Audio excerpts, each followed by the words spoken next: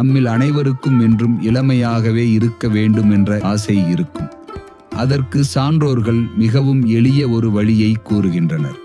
ஓரடி நடவேன், ஈரடி கடவேன், இருந்து உண்ணேன், படுத்து உறங்கேன் என்பதே அது.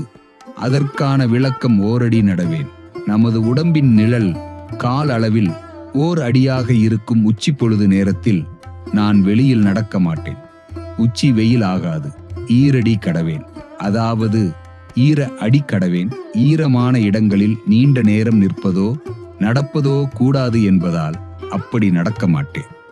இருந்து உண்ணேன், ஏற்கெனவே நான் சாப்பிட்ட உணவு வயிற்றில் இருக்கும்போதே மேலும் உண்ண மாட்டேன்.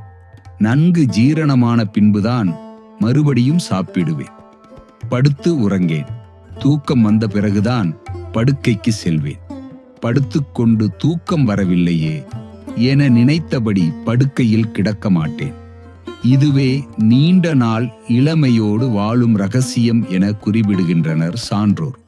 இந்து தர்மத்தின் ஒளியாக உலகெங்கும் பிரகாசிக்கும் ஆகமம் தொலைக்காட்சி. இப்போதே சப்ஸ்கிரைப் செய்யுங்கள்.